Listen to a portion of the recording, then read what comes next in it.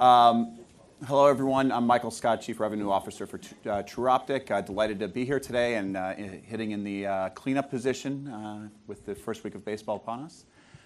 And here to talk to everybody about what's television. If you thought you knew what television was, hopefully you're in for a surprise. So I'm going to turn it over to my group here, who can introduce themselves, their companies, a little bit about what they do, and then what current television program are they most addicted to? So start with Seth. Sure. Hi, I'm Seth Walters. I lead the Connected TV practice at Modi Media. Modi Media is Group M's advanced TV specialty agency, and we work across all of the different planning and investment teams, helping them with providing resources in the planning and execution of campaigns across addressable and connected TV ecosystems. In terms of what I'm watching on television, I'm watching Billions, and I'm actively counting down the days until Silicon Valley comes back. So can't wait. It's like the best show on television, and I clearly don't watch a lot of ad-supported programming. If you want to get a sense of it. Yeah. You make the sausage, you don't eat it. All right. Jonathan. Who has the time? So I'm Jonathan Bokor. I'm in a sort of similar role to Seth.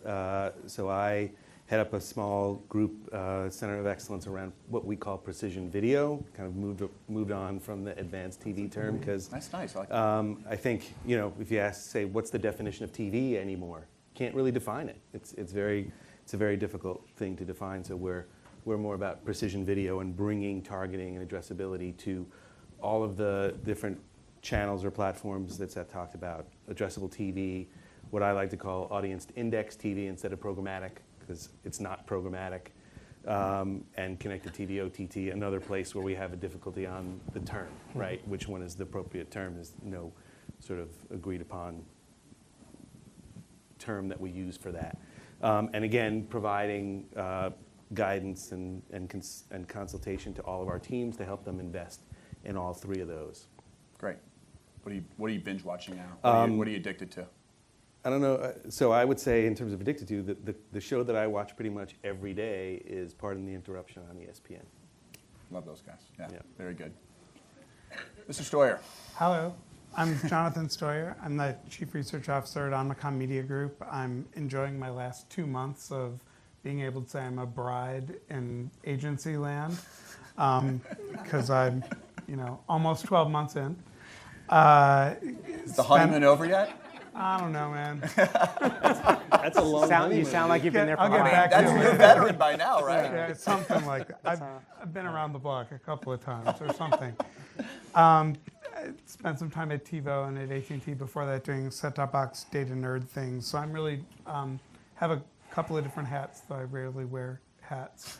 Trying to help Omnicom Media Group's new advanced media group sort of bring, as Jonathan is in the Publicis landscape, smarter thinking about the future of television to a very, very large company, and trying to help make it easy for a lot of people who do a lot of business in the television world to understand how to get from this weird sort of duality of old school TV and digital to think about audiences and cross-media planning and how do you make the pieces fit together, whether you call that over-the-top or connected TV or programmatic or audience-based linear or addressable or whatever. Ooh, that's a lot. And then I also manage the traditional media research teams, primary and secondary research, plus the investment research team. So it's been a really interesting sort of connect the dots exercise. And television show?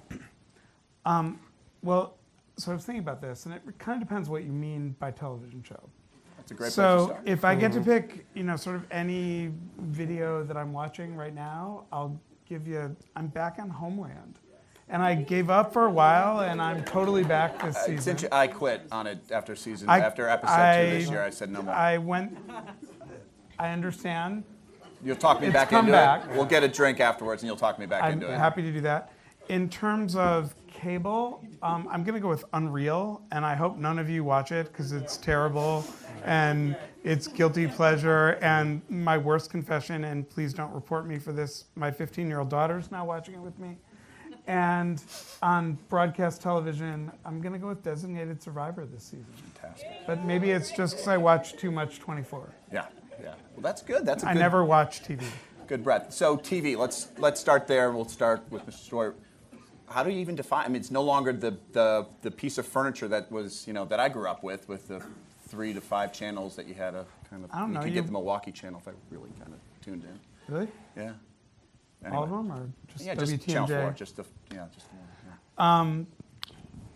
I mean, I think the conversation in which we worry about what we call television that's not the conversation to have anymore. And I think our job is to get people to understand that all that video stuff is what we used to call television. I think the really interesting division, if I have to pick one, isn't about what screen you get it on or how long it is, but I take that back. It's the long form content that has some advertising support is what I would call sort of traditional TV. And on the other hand, it's hard to say advertising support because that now excludes Netflix and Amazon and a bunch of other stuff. So I think I'll go with long form content is different from short form content, and all the video things count as TV. How's that? That's a great place to start. And so thanks for that.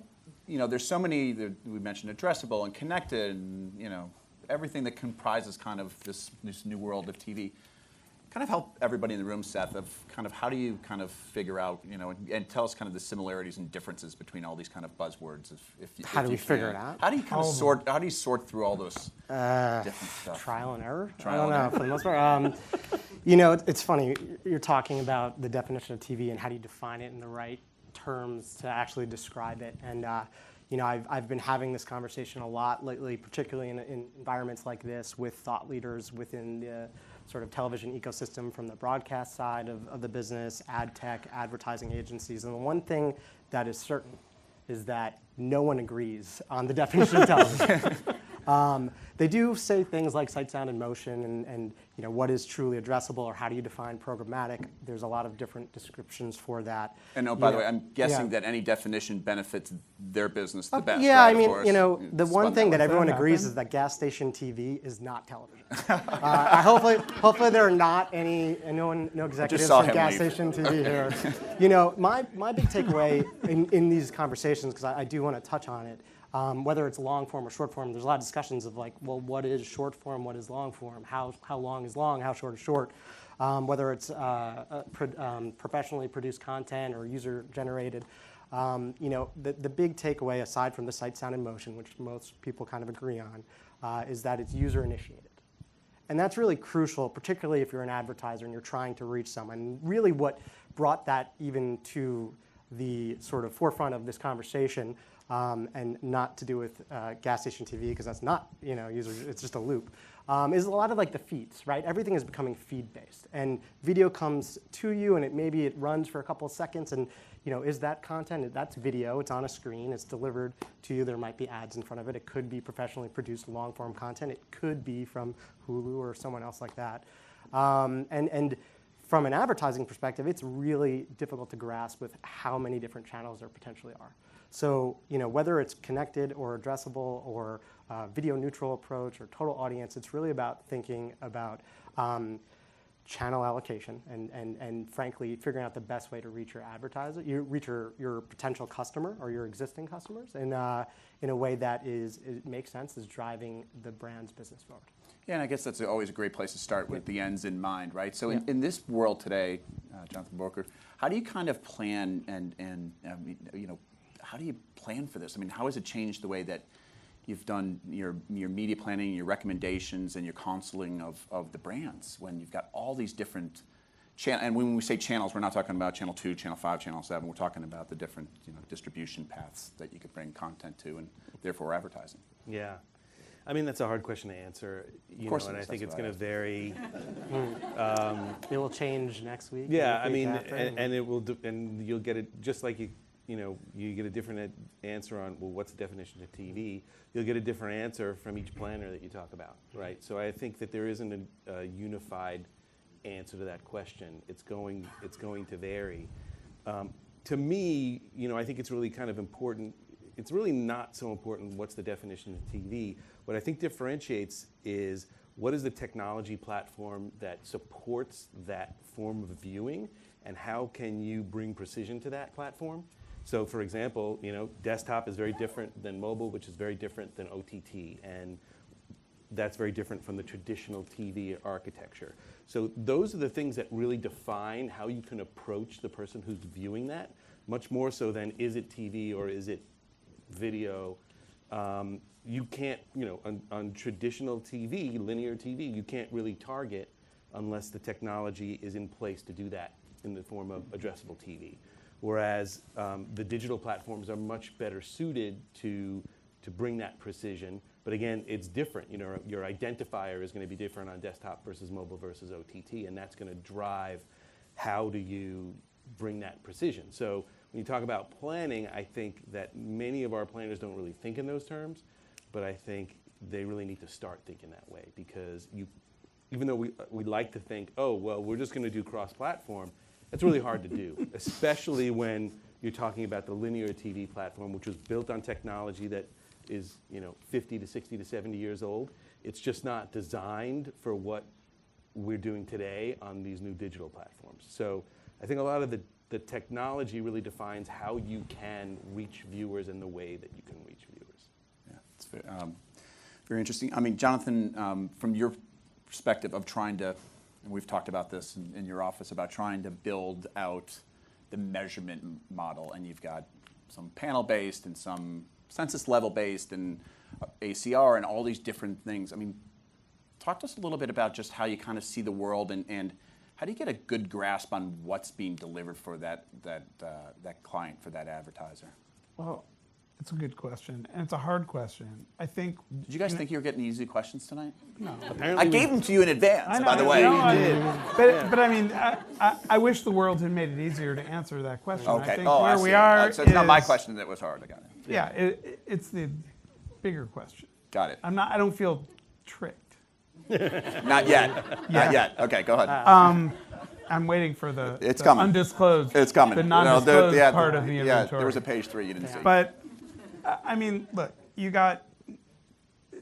you look at the two big measurement players today, you've got Nielsen, who started with the single source of truth panel and are trying to figure out how to combine that with the big data world that gets you the resolution that you need to do advanced targeting and measurement against targets that are small enough, and programs and video sources or TV or whatever you want to call it that have small enough audiences that you just can't know anything about what's going on there from a panel of any number of thousands of people.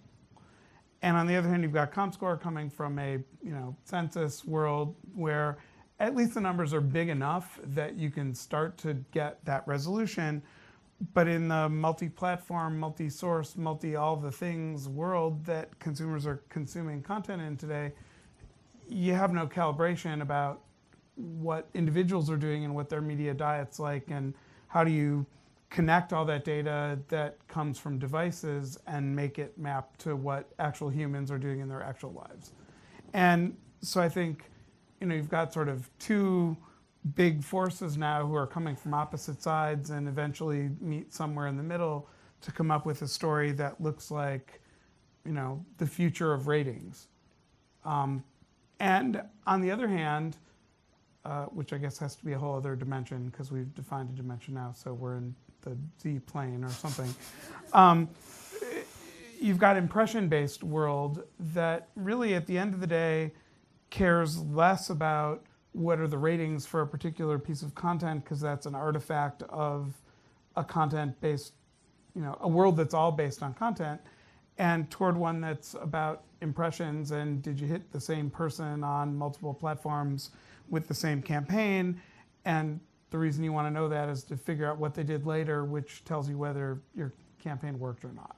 So that's a great thing in kind of talking about, you mentioned ratings and currency and whether it's CPMs or cost per points or, so where does the future go, Seth, in terms of kind of that currency and does it become a place where it's all measured on how good the media plan was by how many widgets we sold or what kind of brand lift we got, or what Yeah. kind of store traffic he's I mean, generating? I don't think there's one answer to that question. I think there's going to be a multitude of currencies that are transacted. If you think about one of the announcements that Roku made earlier this week in regards to delivering Nielsen digital ad ratings for the campaigns on that platform, what I view that as is a non-traditional TV company trying to meet the needs of a traditional television buyer.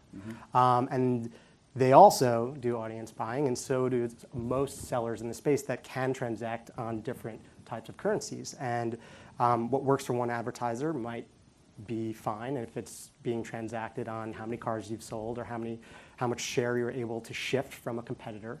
But there's also still advertisers that are looking just to reach audience and to, and to connect with that audience in a specific way so that they have a stronger feeling towards that brand. And I think that the real secret is not only going to be planning that up at the beginning phase of a campaign and then measuring it at the end, but also carrying it throughout. And I kind of think of it as the next phase of what we'll all be talking about in a couple of years, not just data-driven targeting, but actually advanced campaign management, of really looking at the different data inputs that are occurring over the course of a campaign and pulling whatever levers are available at our disposal to make sure that it is not just reaching a total audience, a specific audience segment, whatever screen they're watching, but really whatever screen is driving the biggest impact for that advertiser and that brand. And I think that's going to be a lot about what currency that transforms into. It's hard to project. I think it's going to be a variety of different ones. So from a currency perspective, Jonathan, do you need the third-party validation on the currency? Do you need somebody playing the referee and saying that, you mentioned Nielsen ratings and Roku, what they went to, you have a lot of publishers that I understand are self-reporting, delivery, and so where does that shake out in terms of, continuing? Do you continue to need to have that third-party validation and verification of the currency transacted? Well, I guess I would liken it to, conversations I have with my 6-year-old. There are wants and there are needs. Sorry. Okay. Right? So do we want it? Absolutely. Yes. Do we need it? I don't know. I would say if you look in digital, do Google and Facebook provide third-party verification? Not really. I wasn't specific. Well, of course, I was specifically referring to that. So they're garnering a ton of spend in digital, and they're not providing it. So I think that I would say that kind of demonstrates that you don't need it.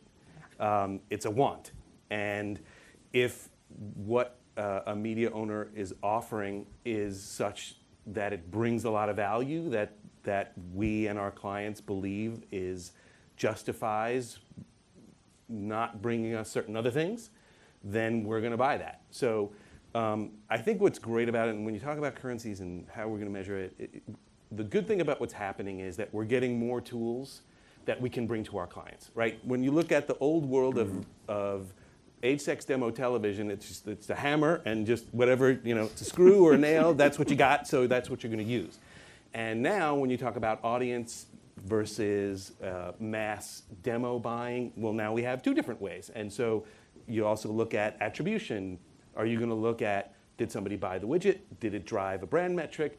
The great thing is that different advertisers have different needs, different KPIs that they look at, and the more variation that we have in the tools that we can use, we can bring a more appropriate platform, tool, currency, and attribution to bear on the need and the desire that they have, and that's what's going to be great for our clients. Yeah, and the more complexity that exists, the clients need more help from people who really understand.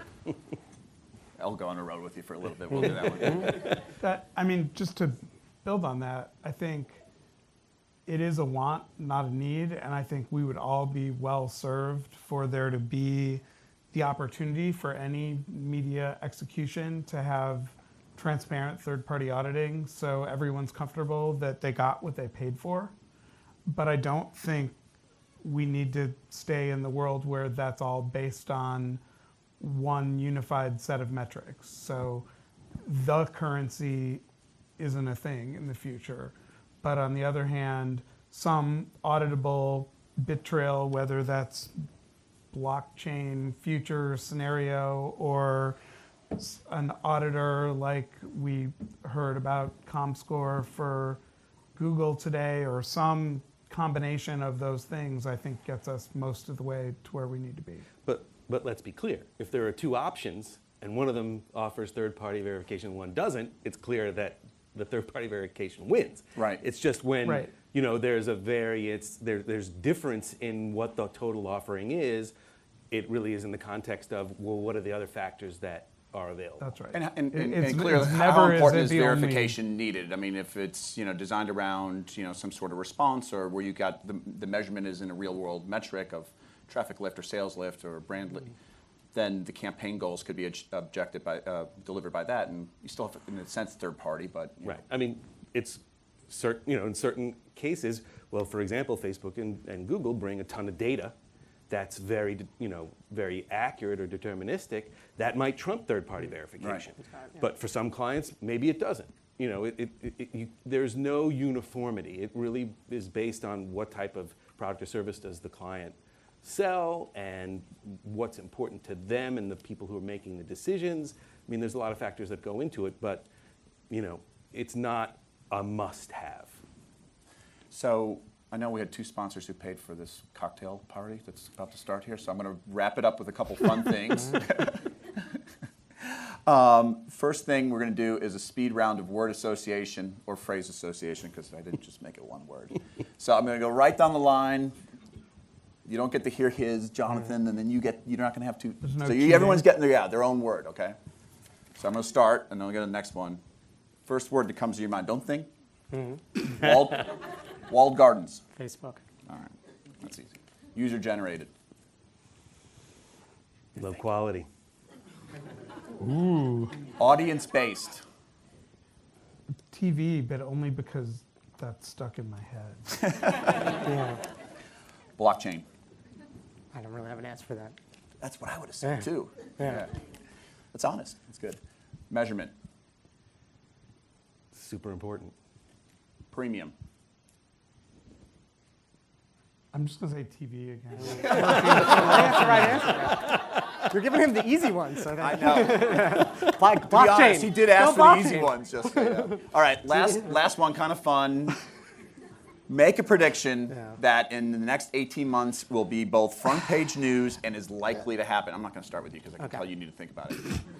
Mr. Steuer. Front page news, it's going to happen, and it would be big enough to be front page news. So in your And not, I mean, in our industry, not, okay, industry front page. We're going to attack Syria or something like that. Yeah. I mean, the one I would love to see, and so I'm going to say it even though it might not be the case, is that the majority of traditional television media buys for the majority of channels have switched to something other than age-sex demos as their currency. That would be awesome. When is So that? that would be front page news.